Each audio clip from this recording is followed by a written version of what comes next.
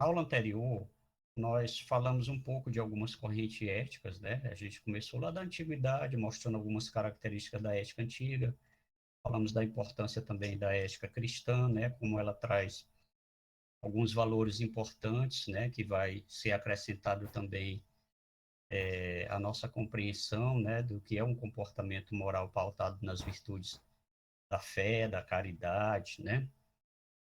E depois nós temos aí a ética moderna, né? Quando passa a Idade Medieval, onde os filósofos, ao afirmar o racionalismo, né, do conhecimento, eles também vão começar a pensar numa ética, digamos, mais subjetiva, né? Uma ética racionalista e subjetiva, em que o sujeito procura justificar agora os seus atos morais a partir da sua consciência moral, né? Daquilo que a razão pode trazer para ele como esclarecimento, como explicação. Kant foi o mais notável, né, desses filósofos iluministas, né? Porque Kant ele se preocupou em fundar uma ética que não se baseasse mais na influência religiosa, né? Isso porque Kant, assim como via o conhecimento como uma forma de autonomia humana, né, de autodeterminação, ele também vê o comportamento moral como algo que parte da própria razão, né, a própria noção de dever moral que ele tem. Ele diz que esse dever ele é fundamentado na e a partir da própria razão. Bom, com isso, Kant procurava resolver também um problema ainda político, né, porque ele pregava a necessidade, né, do Estado laico, né, e também ele pensava que era necessário uma moral que fosse laica, né, uma moral que se baseasse em princípios racionais, universais, e não mais só em crenças, né, porque a gente pode daí tirar algumas conclusões, né. Imagina se cada pessoa fosse pautar seu comportamento moral somente pelo seu credo religioso, né? Certamente ia termos bastante diferenças, né? Bastante dificuldades de chegarmos a alguns acordos, né? Acerca da nossa convivência. Por quê? Porque os credos, eles são variáveis, né? De acordo com a crença de cada um, né? Com aquilo que acredita, né? Que professa a sua fé. Então, ele acreditava que era necessário uma ética também, digamos, racionalista, né? De que tivesse um alcance universal na justificativa dos atos morais, do comportamento moral, certo? Chegamos aí no século XX, outros filósofos também vão ainda continuar discutindo as questões éticas, já que os problemas de comportamento moral, de convivência social, eles nunca cessaram, eles nunca acabaram, é isso? Mas o que o século XX vai trazer de novo vai ser justamente, ele vai ter que lidar agora com uma nova concepção de cultura, né? Que não é mais uma cultura unicamente universal, né? Uma cultura única, né? De pensamento único, de ideias únicas, né? Mas agora vai se perceber um momento de convivência com a diversidade, né? De pensamento, com a pluralidade étnica, né? O reconhecimento da existência e autodeterminação dos vários povos, né? Isso, a Declaração dos Direitos do Homem, né, dos Direitos Universais do Homem, tem um forte apelo, né, já para essas questões éticas.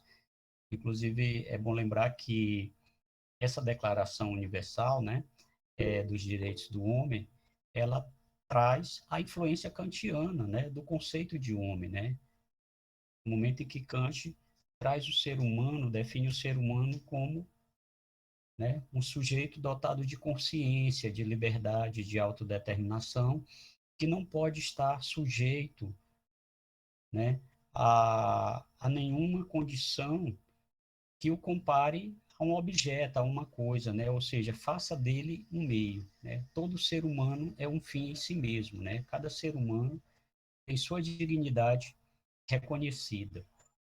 Esse é um dos princípios que faz parte lá da Declaração dos Direitos Universais do Homem. Bom, então, ao discutirmos isso, a gente vai ver como isso cai bem, né, na nossa história, né, no nosso país, né, já que vemos o Brasil como um país multicultural, né, um país plural também em termos de diversidade étnica, né, temos uma pluralidade étnica já desde a colonização, né, vem aí o europeu, né, primeiramente o português, aqui encontra os índios, né, os ameríndios, né, os indígenas, depois é inserido nesse contexto também o, o homem africano, né, que vem para cá forçadamente para trabalhar na os engenhos, né, a produção de matéria-prima, né, que sai daqui e volta para a metrópole, que é Portugal, né. Então,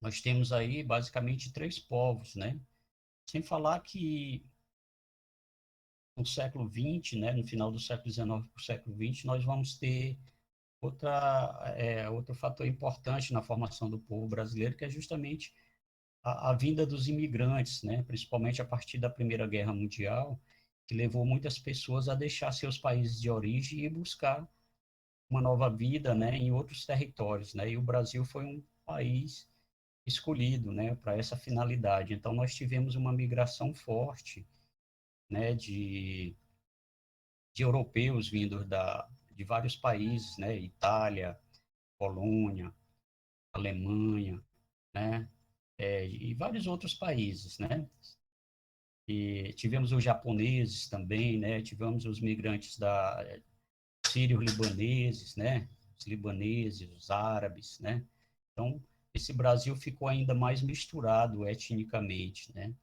lógico que aí a gente vê que como nossa Constituição, ela vai estar preparada, né, teoricamente, pode-se dizer, para amparar essa diversidade, né, porque faz parte da nossa Constituição o reconhecimento da diversidade, né, o tratamento igual para todos, né. Só que nós temos uma diferença aí do que está no papel, do que está na lei, né, que nós chamamos de formal, daquilo que é substancial, que está na vida concreta, né. Há muito tempo as constituições, até em outros países também, ela fala de igualdade entre os homens, mas essa igualdade a gente sabe que na prática ela nunca existiu, né? Ela foi uma luta prolongada, né, dura, né, para que de fato essa igualdade, essa justiça viesse a acontecer para todos e todas, né?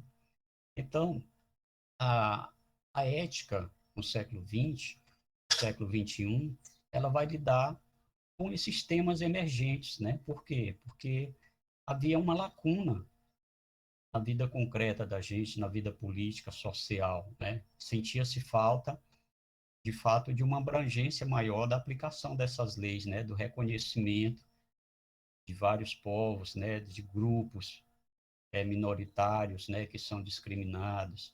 Então, isso tudo foi sendo recebido na história, né? A própria Segunda Guerra, né? Que foi um período bastante conturbado e violento, né? Você vê que ela gira em torno do extermínio de um povo, né? Do genocídio de um povo, como o povo judeu, né? Que fala-se aí em milhões e milhões de pessoas que foram assassinadas nos campos de concentrações, né? Foram escravizadas, violentadas e assassinadas por conta de um ideal de pureza racial, né? Que os nazistas defendiam, né? Bom, também tinham os ciganos, né? Veja quantos povos, né, vão sendo, né, quantos grupos étnicos vão sendo incluídos vão ser precisos ser preciso incluídos, né, nessa vida social, tendo seu direito, sua dignidade reconhecida, né? Também temos o problema ambiental, né, o problema ecológico como tema emergente, né? Então, a ética do século XX para o século XXI, principalmente a ética da segunda metade do século XX, ela já começa a lidar com essas questões, né? As questões de gênero, né?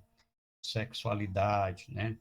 A igualdade de gênero que não existia de fato, né? Existia no papel, né? Quando a Constituição diz, por exemplo, que homens e mulheres são iguais, mas na prática não era, né?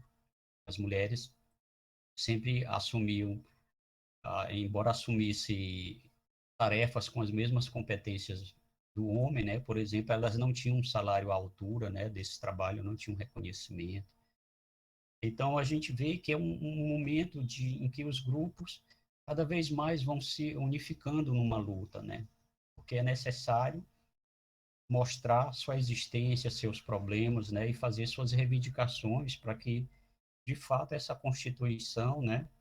Venha abranger o maior número possível de pessoas, né? Nós temos uma Constituição que é de um país democrático, né? Que defende, reforça a democracia, né? Como uma política viável, saudável, né? Como uma política abrangente, né? Que convive com as diferenças, né? Mas na prática, no dia a dia a gente sabe que não é bem assim. É por isso que a ética ela se torna tão atual, principalmente quando se trata desses temas. São problemas que estão no nosso dia a dia e que não estão superados, né? E esses problemas eles vão também chegar até a escola, né? Visto que a escola ela não é uma instituição neutra e nem isolada da sociedade. O mesmo problema que se passa aqui fora vai se reproduzir também na escola, né? A discriminação racial, a discriminação de gênero, né? A discriminação social econômica, a discriminação religiosa, tudo isso vocês vão ver na escola. Por isso que a gente tem que entender filosoficamente a ética, né? Para saber como a ética pode contribuir a partir de algumas teorias, né? Para resolver esses problemas, né, que são, infelizmente, fazem parte do cotidiano da sociedade e da escola também. Ok? Quero que vocês participem também, que vocês façam alguma pergunta, se tiver alguma dúvida até agora.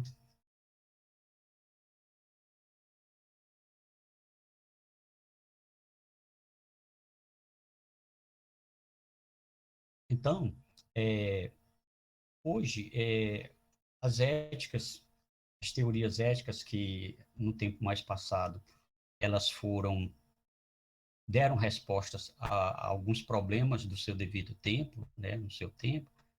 Hoje, aí, nós temos problemas mais do nosso tempo, pode-se dizer assim, né? O momento atual que a gente está vivendo. Algumas dessas teorias serão mais viáveis quanto mais elas puderem justificar determinados comportamentos morais, né? Quanto mais elas puderem explicar. Então, a ética, ela teoricamente, ela não só explica, né, o comportamento moral, porque a ética é uma ciência do comportamento moral, mas muitas teorias éticas, elas se propõem mesmo como uma proposta, né, de, de orientação do comportamento moral. Nesse sentido, podemos dizer que é uma ética engajada, né, politicamente, porque ela se arrisca a não só interpretar determinados fenômenos morais, mas ela se arrisca politicamente ao dizer como deveria ser esses comportamentos. Então, hoje, por exemplo, nós temos o conceito de uma ética comunitária, por exemplo, que tenta resgatar o valor da comunidade, né? O valor do coletivo, né?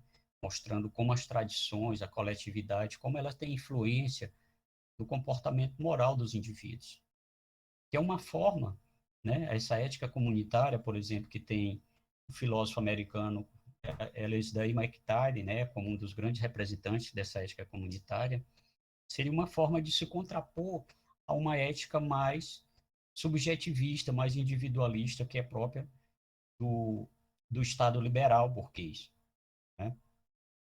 Ao invés de afirmar um sujeito com todas as suas capacidades, com toda a sua potência, né, a habilidade de resolver seus problemas a partir de um racionalismo, essa ética comunitária ela vai falar do valor comunitário, do valor da coletividade, né, da participação da vida social como necessária para a formação do sujeito moral, né? E aí essa ética, ela chama atenção para isso, né? Para essa vida comunitária, para as convivências em grupo, né? Que é algo que se volta aí contra essa ética mais individualista, que é muito comum dentro do sistema liberal capitalista, tá? É uma ética que se contrapõe, então, a esse individualismo, falando de como o sujeito, né? Defendendo esse ponto de vista de como o sujeito, o indivíduo se realiza a partir da coletividade, né? De uma vida mais solidária, mais cooperativa. É diferente de um sistema que está sempre incentivando as pessoas a ser competitivas entre si, né? Ao invés de competição, se fala em cooperação, né? A partir das teses da ética comunitária, ok?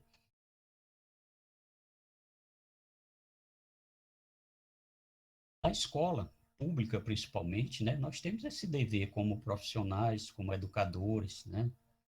A gente tem esse dever de fazer com que as pessoas, né, a partir de determinadas experiências coletivas, ela fortaleçam esses laços de solidariedade, de cooperação, tá? A escola, por exemplo, hoje muitas escolas públicas, ela tem um sistema de votação, né, onde ela escolhe os representantes que vão atuar em determinados períodos, né, representante de classe, o representante, o diretor de escola, que hoje é eleito também a partir da comunidade, né, do voto dos alunos, dos pais, né, uma recomendação também das próprias leis, diretrizes e bases, né, que a escola se torne um exemplo de democracia, né? Então, a convivência, ela deve sempre reforçar esses conceitos que levam à compreensão do que é a democracia,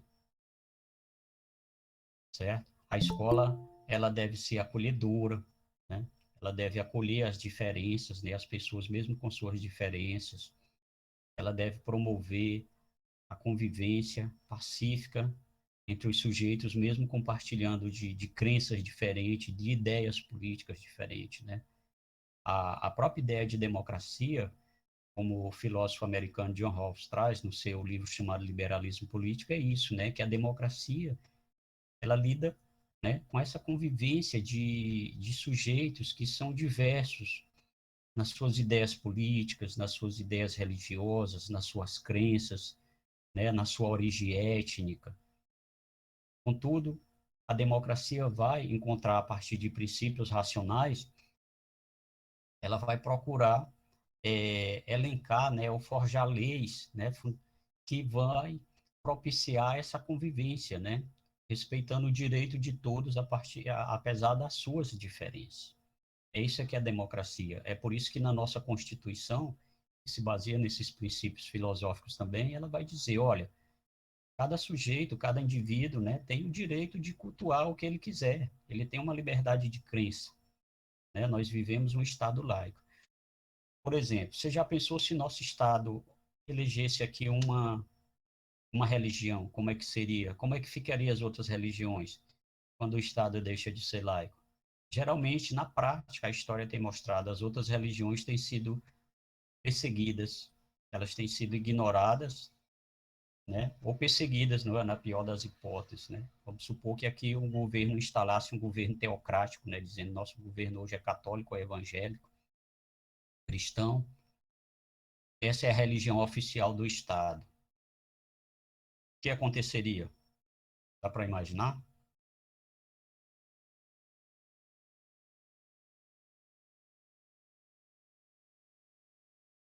Certamente muitos conflitos, né? Vejam que o Estado mesmo se dizendo, se afirmando laico, né? A própria justiça reforçando isso de tempos em tempos, Mas o que você mais vê são conflitos na escola por crenças, né? Por ideias religiosas diferentes das ideias dominantes.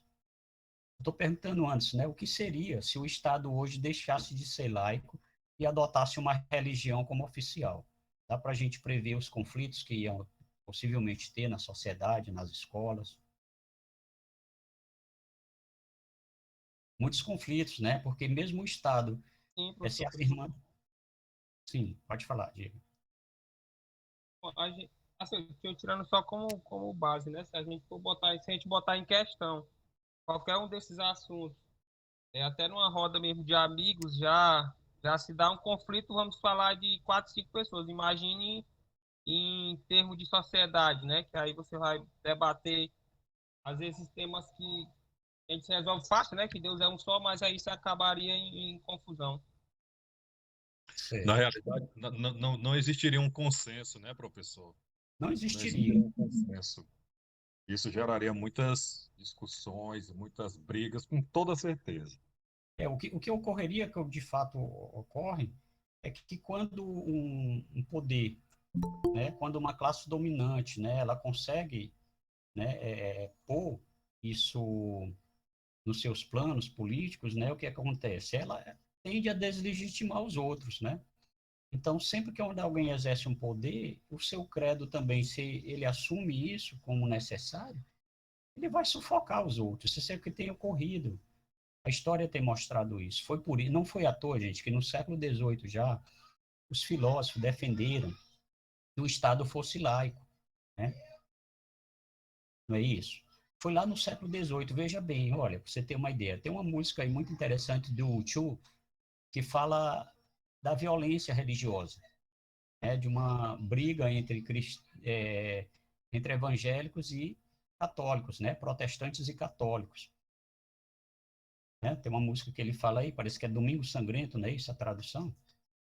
E ele conta a história que teve na Irlanda, né? Uma briga que houve entre cristãos. Olha só, cristãos se pegavam, né? Iam às vias de fato, né? Protestantes e católicos na Europa era comum ter conflito, perseguições religiosas, né? Então, onde havia um Estado que predominava um poder, onde protestantes eram maioria, eles perseguiam os católicos. E aí vice-versa, né? Vejam só, então os filósofos daquela era já do iluminismo do século XVIII, eles vão defender o quê?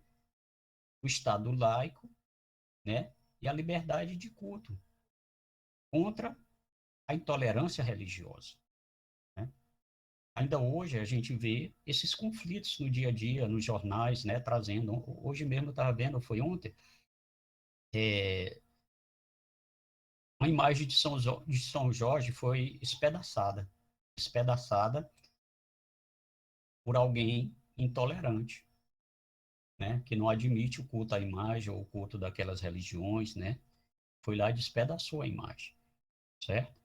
Isso, por hora, esperemos que fique só em casos mais particulares. Mas você já pensou se isso tomasse mais proporções, que mais gente se engajasse de cometer esses atos? Ia ter o quê? Uma reação maior, né? Quanto maior a ação, maior a reação, certo? Já pensou se isso se tornasse algo comum? Cada vez mais, esses conflitos iam aumentando e gerando uma violência desenfreada, né?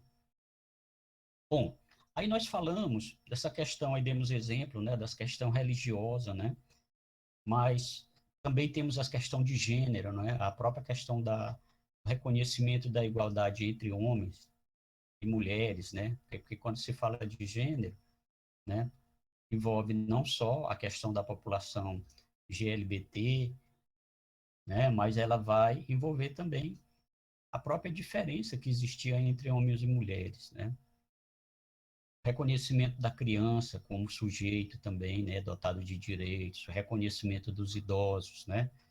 Aí dizer, não, mas isso é... Tem gente que acha que isso é exagero, inclusive. Ter delegacia para um grupo, delegacia para determinado tipo de violência, mas não é. Se você for fazer um estudo e observar, por exemplo, por que se criou determinados estatutos, porque precisava-se combater essas violências contra essas minorias. Por exemplo, contra a criança, né, o Estatuto da Criança e do Adolescente. Não havia um limite, gente, de punição para a criança, né? As crianças, ainda hoje, com o estatuto, há crianças que sofrem violências absurdas. Imagina se não existisse um estatuto próprio que reconheça o valor da criança, o seu direito, a sua dignidade. Assim com os idosos também, né? Agora com a mulher. Por que se fez uma delegacia da mulher, por exemplo? Porque é uma delegacia comum, a delegacia de crimes comuns, ele não dava conta dessa especificidade desse tipo de violência de gênero, né? Agora se criou a delegacia de violência de gênero, que é uma delegacia composta por pessoas mais sensíveis, com a formação adequada, que fazem essa leitura de maneira adequada, mais respeitosa, né? E vão entender qual a necessidade, né? Todo mundo tem sua dignidade, tem que ter sua dignidade reconhecida, seus direitos, né?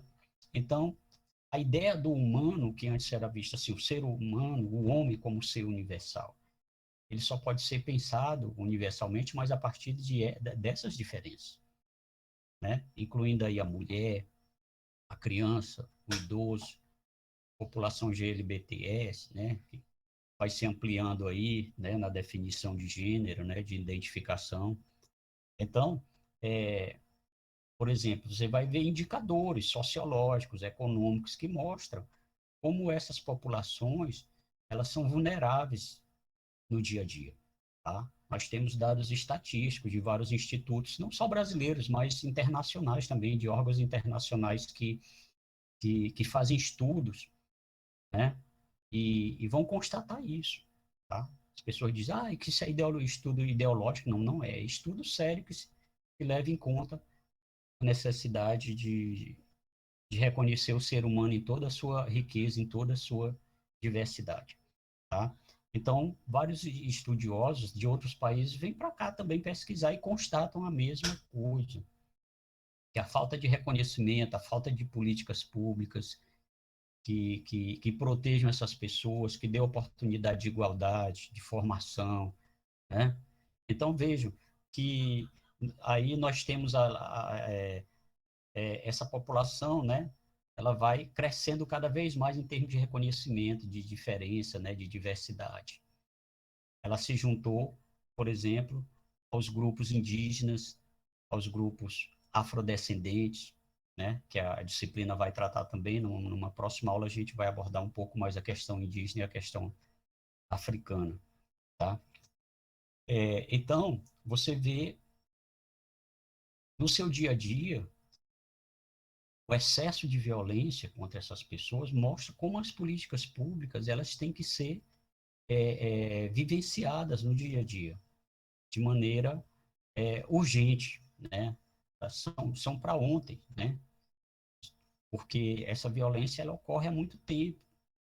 Antes era de uma maneira mais silenciosa, porque as pessoas não tinham direito nem de reclamar, elas não encontravam apoio, né, para fazer as denúncias, a quem recorrer, né? Hoje nós temos na OAB determinadas seções, né, de gênero, né, de diversidade. As instituições públicas de caráter público cada vez mais vão se especializando para dar conta dessa diversidade, tá? E aí não dá mais para a gente olhar o ser humano a partir desse conceito universal, metafísico, né? Que ponha o homem como modelo ideal, certo? O homem é visto agora, entendido a partir da sua realidade, da sua história, da sua vivência, né? Da sua situação concreta no tempo, certo? O ideal, ele nem sempre ele vai dar conta, geralmente ele não dá conta do real, né? Porque ele é idealizado, muitas vezes romantizado também, né? E olhar para esse modelo ideal e deixar de olhar o homem concreto traz esses prejuízos, né? De interpretação, e, consequentemente, a solução dos problemas, né? Não virão a partir de um idealismo, né? De uma romantização, né? Bom, então, a gente viu aí várias correntes éticas, tá? Hoje, Então, eu falo para vocês do comunitarismo ético, né? É uma corrente que mais se aproxima, né, do reconhecimento, né, desse reconhecimento que a gente fala da diversidade, da pluralidade, né? Porque ela é uma ética menos individualista, menos centrada no sujeito, né? Mas ela reconhece o papel da sociedade como um todo, da coletividade. E aí a gente vê também que nesses tempos houve uma ampliação também do próprio conceito de sociedade, né, de cultura também, certo? Nós não admitimos mais uma cultura única, né, como correta, uma cultura dominante, né? Hoje, por sinal, inclusive, se fala de desconstrução dos conceitos, né, de alguns conceitos hegemônicos, por exemplo, né, como o ponto de vista eurocêntrico, né, o ponto de vista ocidental eurocêntrico, racionalista, né? Contra essa ética racionalista, o que é que se fala hoje? Da necessidade de uma ética que desenvolve, que promove também a sensibilidade humana, né? Porque o racionalismo, ele não dá conta de tudo. É preciso ainda pensar o homem enquanto um ser sensível, dotado de afetividade, de emoção, certo? Então, continuando. Essa visão da ética, né, de uma ética mais pluralista, né, voltada para a diversidade, né, ela encontra respaldo dentro da própria ciência antropológica também, né, da antropologia cultural, a nova visão que tem de história também, né, porque saímos de um ponto de vista, né, da compreensão de uma história como algo universal, né, para a compreensão, né, do reconhecimento dessa diversidade cultural, né. Todos os povos, por exemplo, eles contribuíram com a nossa história, né. Todos nós somos responsáveis pela nossa história. Então, não há mais esse ponto de vista, né, de achar que há uma única ética, que há uma única moral possível, né, ela é bastante delicada, né, e perigosa nesse sentido, né, porque ela deixa de ver a contribuição que cada povo já deu na história, né, e pode dar ainda, né. Há muito que se aprender nessa convivência com a diversidade, com os diversos povos, com as diversas etnias, diversas culturas, né. E nossa cultura hoje, por exemplo, é muito falado que a gente vive um declínio, né. Quando se fala num declínio moral, por um lado filosófico, se fala mais pelo viés do racionalismo, né? A crítica ao racionalismo, a crença no racionalismo como solução para tudo, né? Mas, por um lado, lógico que os grupos conservadores, eles afirmam que vivemos um declínio moral e que a causa disso foi o afastamento dos fundamentos morais tradicionais, certo? É muito comum você ver isso no discurso conservador, né? Essa ideia de se voltar para um passado remoto que foi melhor, né? O conservador é saudosista nesse sentido, ele quer se voltar para o passado dizendo que houve uma época melhor do que essa, né? Que a gente vive uma crise por conta de ter se afastado dos valores tradicionais. Mas você vai encontrar muito problema também quando se trata dos valores tradicionais, né? Que se defende por aí. Por exemplo, de acordo com esses valores tradicionais, vão ver como o papel da mulher é limitado na sociedade, por exemplo, né? Alguns conservadores que podem defender, inclusive, que a mulher viva em casa cuidando dos filhos, né? Que a mulher não deve trabalhar nem estudar demais, atribui os problemas hoje a essa mudança do núcleo familiar, né? Dessa formação familiar tradicional. Eu já vi isso, tá? Já vi um político externando isso, que as mulheres deveriam voltar para o lar, cuidar exclusivamente dos filhos e das tarefas domésticas, porque os filhos estão sem amparo, estão soltos e estão tendo problema. Bom, e ainda bem que a maioria das pessoas não concorda com isso, né? que é que vocês acham dessa tese aí fundamentalista e tradicional?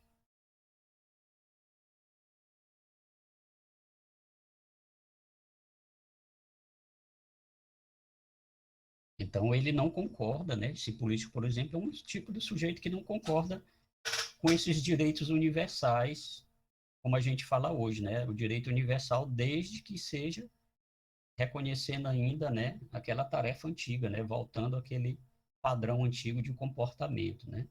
Então, assim, eu estou dando só um exemplo, porque muitas pessoas dizem, no passado era assim, era melhor. Não era. Não era tanto assim como se diz. Na verdade, você encontra vários problemas ali. Se você for fazer uma análise da sociedade daquela época, como viviam os sujeitos, né? Que problemas de fato eles tinham com aqueles padrões de comportamento, você vai encontrar vários. Os estudos estão aí, sociológicos, psicológicos, estão aí mostrando isso, né?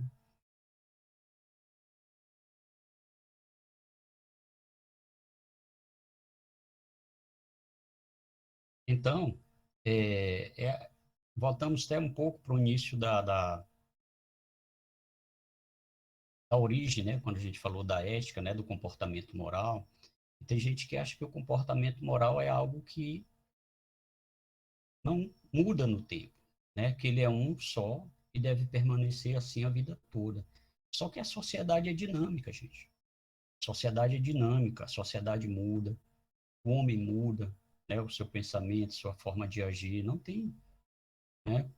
Como seria uma sociedade que não muda seu comportamento? Ela não iria evoluir no tempo, né? Por exemplo, é sabido que algumas sociedades religiosas, alguns grupos, melhor dizendo, religiosos, eles tentam manter um nível de comportamento ligado aos padrões antigos. Por exemplo, eles não usam internet, não usam tecnologia, eles vivem a partir de uma agricultura de subsistência, né? Só produzem o mínimo para sobreviver, né? Alguns defendem até o patriarcalismo, né? Com a poligamia também, tem de tudo, né? Na sociedade você vai ver vários exemplos, né? Mas, em geral, a sociedade contemporânea, ela não aprova mais isso, por exemplo, né? São comportamentos hoje vistos pela maioria como absurdo, né? Também. Bem, é, um tema também que é muito recorrente no que chamamos hoje dessa ética mais emergente contemporânea, também vocês já ouviram falar com certeza da bioética, né? E a ética, né, voltada para as questões da vida, né, para os problemas inerentes ao conhecimento, né, à ciência da saúde, né, o que é permitido, né, a partir de alguns estudos em pesquisa com seres humanos, né, isso foi uma necessidade também, visto que havia uma época em que não havia limites, né, estabelecidos sobre até que ponto a ciência poderia manipular, né, fazer mudanças, né, em determinadas partes do corpo humano ou usar o próprio ser humano como um objeto de estudo, né? Isso foi importante também porque trouxe limites éticos, morais e legais também sobre o que pode ser feito, né, a partir da pesquisa com seres humanos, né? Também podemos lembrar da ética que se volta para a questão animal, né? Direito dos animais, ele é um tema hoje recorrente também na ética emergente, né? Visto que nós em geral, podemos dizer assim, nós aumentamos nossa sensibilidade, né, em relação à natureza, aos animais, né, inocentes que precisam do nosso cuidado, do nosso apoio, né, não só em termos de legislação, né, que cada vez mais se aprimora a legislação, né. Por exemplo, eu vi agora uma matéria em que um deputado está sugerindo que pessoas que são tutores, né, de animais, que elas possam deduzir do imposto de renda os gastos que ela tiver com seu animal para tratamento, né? Então, qual a justificativa desse projeto? É que isso incentivaria as pessoas a cuidar melhor dos animais, principalmente os domésticos que estão sob nossos cuidados, né? Veja como essa ampliação da sensibilidade sobre esses diversos aspectos, eles vêm acontecendo. apesar dos problemas de violência sobre seus diversos aspectos estarem também presentes e crescentes, mas algo que serve como consolo para a gente, uma esperança, melhor dizendo, é justamente ver que essa sensibilidade humana ela se amplia, né? Cuidamos não só de pessoas, nos preocupamos não só com pessoas, mas nos preocupamos também agora com os animais, estabelecendo limites, né, de cuidados, né, como obrigações, certo? Entra aí a questão da natureza também, né, a natureza, digamos, selvagem, no seu estado natural, né, cuidado de preservação, até como forma de se pensar nas gerações futuras, né, o que deixaremos para as gerações futuras é uma responsabilidade nossa. Como nossos filhos, netos, bisnetos, né, as próximas gerações viverão, a qualidade de vida que elas vão ter, depende do que nós fazemos hoje com a natureza, do cuidado que nós temos com a natureza, em todos os seus aspectos, né? Então, entender que essa natureza, ela é um direito de todos, né? Nosso bem-estar, nossa sobrevivência depende dessa preservação, né? As fontes de recursos, como a água, né, que são recursos essenciais, as florestas, que são importantes na produção de oxigênio e na retirada de gás carbônico, né, de gases que são poluentes ou que causam aquecimento global, né? Então, vejo que cada vez mais isso faz parte de uma agenda internacional, que alguns veem como como uma conspiração, né? Eu não vejo assim, tá? Eu acredito na maioria dos estudiosos, nos acadêmicos que produzem estudos sérios nas mais diversas áreas e chegam à mesma conclusão, né?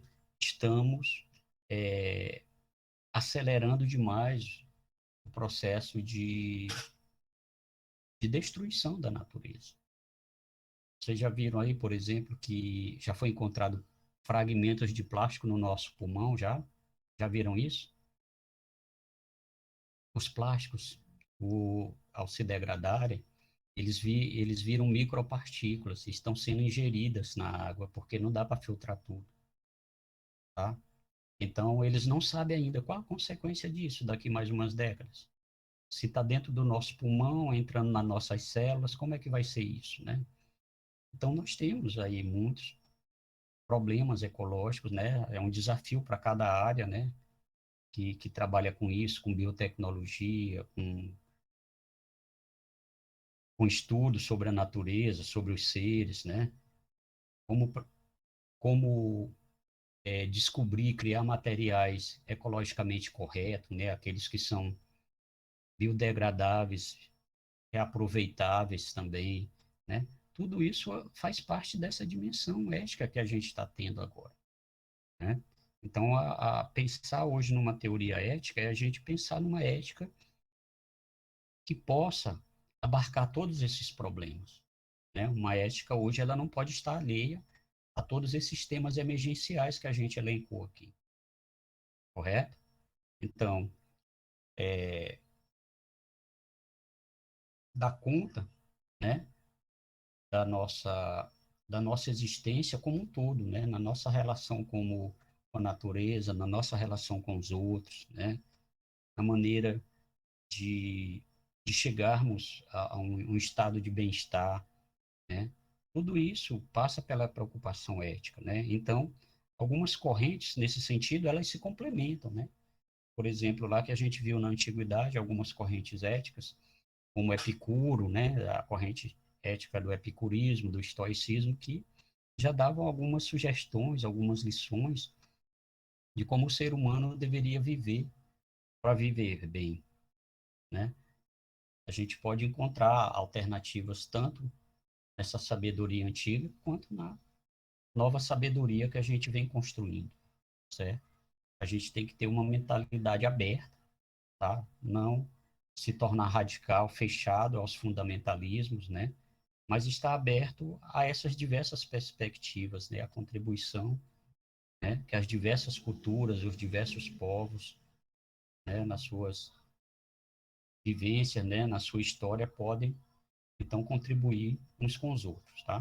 Então, na próxima aula, a gente vai falar um pouco mais sobre a contribuição indígena e africana, né, das suas culturas, das questões étnicos, raciais que eles enfrentam aqui no nosso país, tá?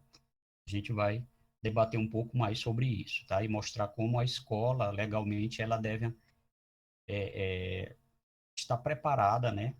Porque nós temos uma legislação mais contemporânea que já prevê, né, que antecipa já os cuidados, né, e como isso deve estar, como esses temas devem estar no currículo, né, como a gente deve formar as próprias gerações para reconhecer e viver com a diversidade. Tudo bem? Agora eu deixo aí para vocês fazerem suas considerações ou alguma pergunta. Quando a gente fala de ética, a gente está falando da ética como uma ciência do comportamento, que estuda o comportamento moral, né? Uma filosofia ou ciência que estuda o comportamento moral. A moral, propriamente, seria, né, aquilo que vem do nosso comportamento, aquilo que diz respeito aos valores, às nossas crenças, tudo aquilo que orienta o nosso comportamento. Tradicionalmente, também, quando se fala de ética, se fala de princípios, né? De princípios morais, por exemplo, que possam ser levados à categoria de universal, aquele que pode ser justificado de maneira racional e que pode ser visto de uma maneira mais universal possível. Digo universal possível por quê, Wesley? Porque não existe praticamente ainda, né, um entendimento de quais comportamentos deveriam ser universalizados. Isso está em curso. Por exemplo, a, a Declaração Universal dos Direitos do Homem. Ela é uma carta de orientação, de princípios, né, de como poderíamos adquirir algumas atitudes, alguns comportamentos para uma vida coletiva, uma vida plural. Mas vejam, a gente pode dizer, isso acontece com todos os povos? Não. Por exemplo, hoje os direitos humanos aqui, o entendimento que a gente tem, por exemplo, em relação a gênero, nós temos uma compreensão mais aberta de gênero. Nós já defendemos a igualdade entre homem e mulher em termos de trabalho, de liberdade, tudo isso, né? Você está entendendo o exemplo que eu estou dando. Mas, por exemplo, você vai para alguns países do Oriente Médio, isso não existe. A mulher, ela vive ainda naquele comportamento tradicional, ela vive subjugada, ela vive restrita às atividades do lar, ela, inclusive, tem que se vestir de uma maneira mais rigorosa do que os homens, não é isso? Vejam, nós não podemos impor isso à cultura deles. A nosso ponto de vista, ele não pode ser imposto como obrigação, porque ele deixaria de ser ético, né? A ética diz o seguinte, que você nunca pode impor um comportamento a alguém, mas todo comportamento ele deve ser livre e consciente. O que é que a gente pode fazer com eles, então, para eles entenderem o nosso ponto de vista das leis? É dialogar com esses povos, certo? Fazer campanhas como a ONU, a Unesco faz, né? Por exemplo, tem lugares que crianças de 11, 12 anos, 10 anos, meninas são dadas para casamento. O que é isso aqui para a gente? Como é que a gente chama isso aqui no Ocidente? Pedofilia. Exatamente. Mas lá, tradicionalmente, eles ainda fazem. Vejam que eles já estão se adaptando, já foi pior. Já tem países do Oriente Médio que já tem uma legislação que já começa a proibir isso, viu, Júlia? Mas não impede de ocorrer em algumas regiões tribais, em algumas comunidades mais tradicionais, certo? O que é que a ONU faz, a Unesco, né? Vai lá e pressiona aqueles países politicamente, a partir de seus governos, a adotarem campanhas e leis mais austeras para inibir e proibir mesmo aqueles acontecimentos, né? Então, a ética das leis, ela gira em torno de princípios que a gente tenta universalizar. Eu estou dizendo que nem sempre é possível, mas eles encontram um fundamento racional, né? Um fundamento, uma explicação racional em termos de argumento, para que os outros também aceitem, certo? É aquilo que Kant diz, né? Age de modo que sua ação possa se tornar algo universal, certo? Nem sempre isso é possível, mesmo como Kant pensou. O Kant achou que sempre era possível, mas não é. É difícil pra caramba quando se fala da ética prática, tá bom? Mas a gente pensa ainda em termos de orientação, a gente pensa nisso como algo universal, que pode se tornar universal, tá? Então, essa moral, ela diz mais respeito ao comportamento, às ações, né? E a ética, ela se refere mais a princípios, a ciência que vai justificar esses comportamentos como moralmente válidos. Tá correto? Tranquilo, tranquilo. Obrigado, professor. Pois legal. Qualquer coisa a gente pode ir conversando ainda pelo chat, viu? Vocês podem consultar os tutores, eles podem me consultar também, e a gente vai mantendo esse diálogo, tá bom?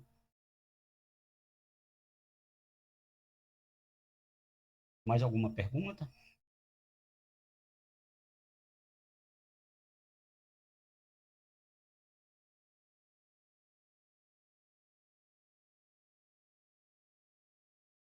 E lembra aí que ao se falar de ética, né, nós temos algumas exigências, né, que é essa, é o sujeito que age livre, conscientemente, né, ele não pode agir sobre nenhuma coação de qualquer tipo, né, então ele age livre, de maneira deliberada, ao fazer suas escolhas, e também ele deve reconhecer a consequência dessas escolhas, né, esse é o sujeito ético. Quando ele assume essas condições, é, é, quando ele atende essas condições, aí a gente pode falar de ética nesse sentido, certo? Por isso que a gente diz que a ética foi algo que ocorreu ao longo do tempo. Nem sempre existiu sujeitos éticos. Existia moral. Uma moral, por exemplo, que era uma moral coletiva, né? Onde não existia a ideia de sujeito ainda, né? Mas depois, à medida que o sujeito surge como alguém responsável pelos seus atos, aí já é uma mudança para uma moral mais evoluída, mais complexa, tá? É, Júlia, você acha que a gente se acovarda assim em que termos?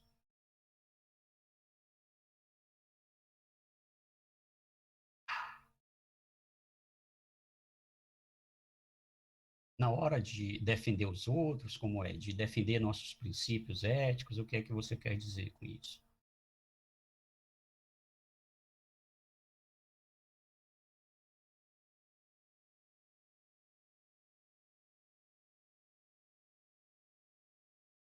A questão de omissão, às vezes somos omissos.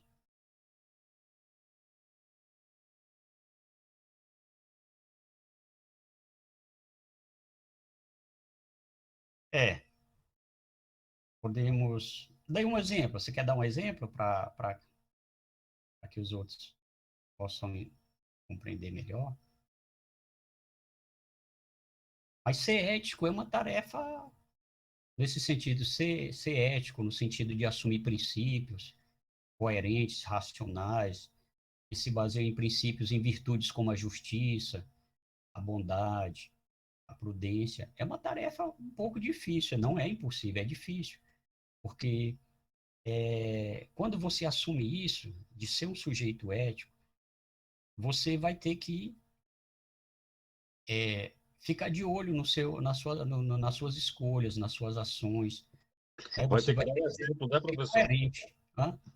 Vai ter que dar o exemplo, né? Dar exemplo, você tem que ser coerente. A ética não pode ser só aquilo que eu digo que deve ser para os outros. Mas É verdade. eu devo tomar para mim como atitude, certo? Eu tenho que mostrar que isso é correto, que isso vale a pena, mesmo que eu tenha alguns prejuízos, algumas coisas, mas eu tenho que dar o exemplo partindo mesmo das nossas ações mesmo, né? Então, isso é aquela coisa, não é dizer. Tem uma frase comum, né, um ditado que diz assim: faça o que eu digo, né, não faça o que eu faço. Não. Você tem que fazer o que é correto também, certo? Para você dizer também, né? Você tem que provar, né? Mostrar que você está sendo coerente com o seu pensamento, com esses princípios, né? Mas é fato, né, que essas virtudes que os gregos falavam, elas são muito atuais, né? A ideia de justiça, de bem, são ideias que ainda permeiam o nosso imaginário, o nosso pensamento, né? E a gente vive sempre. Nosso problema ainda hoje é acertar Ainda o que é mais justo, o que é a justiça ainda é um conceito que vem sendo discutido, né? Ainda divergências, né? Do que é a justiça para um, do que é para outro, né? Mas é necessário, né? Sempre que buscamos compreender isso, a gente vai se aperfeiçoando também, certo? Ou isso como um problema ético, né? Como uma questão filosófica, é importante para a gente fazer esse exame que Sócrates falava, esse exame de consciência que a gente deve sempre fazer, né? Fazer aquilo que a gente acha que é correto, que é ético, é justamente aquilo que é justo, que é bom, né? Quando a gente diz, olha, eu quero fazer isso porque é ético, você está dizendo que você vê isso como justo, como bom, como correto, é isso? É isso que passa, né, na cabeça da gente, né?